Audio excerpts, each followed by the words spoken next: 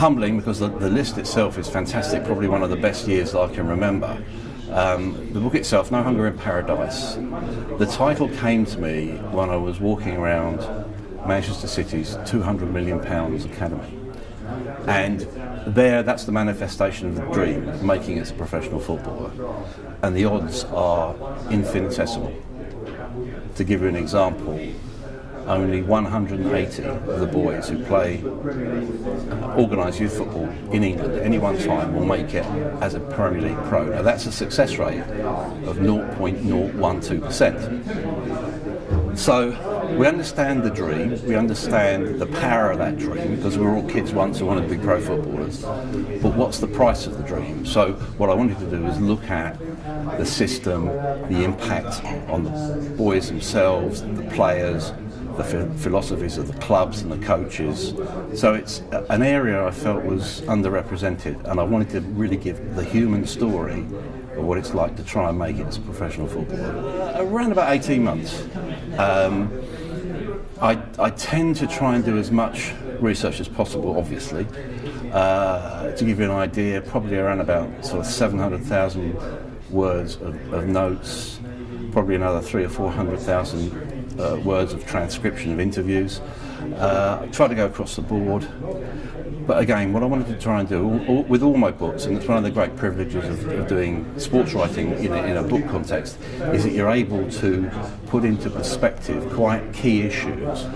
But if I was doing my day job in a national newspaper, you do a column of 1,000, 1,200 words. Here you've got 100,000 words to actually really go deep, undercover, and actually get an idea of the essence of what the whole issue is about. I think it was the extremity of the whole process. You saw the good things in the system. Some people, I worked in Brixton with a man called Stedman Scott, who's doing remarkable work, almost social work, in a deprived community. But then you see how football exploits the power of opportunity. So there are good coaches out there, but there are others out there who make arbitrary decisions which stigmatise young boys. So, even yesterday, I had a note from a coach who was saying that his local club is organising a coaching session or a trial for under fours. You've got boys of 3 years old, their parents being approached by Premier League clubs, which is patently absurd. So there's a race to the bottom, huge competition. There is almost a black economy around it where payments are illicit, but they are almost taken as read within the system. So all in all, I don't think it was a very edifying process. There are areas where, as a parent myself, I looked at it and thought, this isn't right. And I suppose it goes back to the motivation for doing it. My son was in the academy process, and I remember, this was probably about 6 or 7 years ago, where there was a boy from his group, under 14 group, was released from the club, and we followed his dad and the lad out through the car park. And I had this image in my head now, I can summon it, where the boy's father got into the front seat of the car. The boy was in the back. You could see how animated and angry the father was. He's obviously shouting. And the boy, his face was pressed against the back window, and it was frozen in this sort of silent scream. And it was then I just thought, is this worth it? What are we doing to our kids?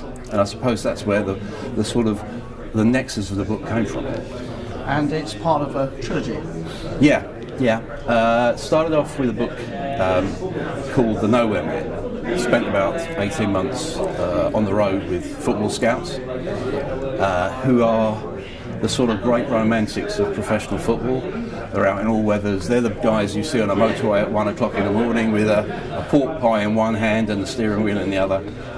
So I went on the road with them, and the second book was called Living on the Volcano, which was really a look at the humanity of football management. 28 managers, and looking at them as people. That's what I try and do in all the books, is to actually express the humanity of it all. And that's where you've got managers under such scrutiny and pressure that some of them can't take it. So that book actually begins with a manager literally having electrodes being planted on his head as part of ECT shock therapy. So, people watch managers on TV and they see these urgent figures on the touchline, but they forget they're human beings. So I suppose the common theme around the whole trilogy is, we love football. It's a hugely exposed game, but there are areas that books can actually shine a little light into.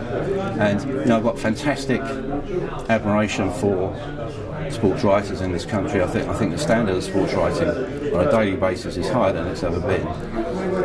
The great thing that we've got is the ability to express issues at some length and in some depth.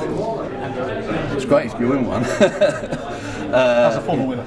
Yeah, and it was a huge accolade, I think. And I know everyone says, everyone else in the shortlist is wonderful, but actually, if you actually take time and look at the 12 books that are on this long list, there are some sensational pieces of work.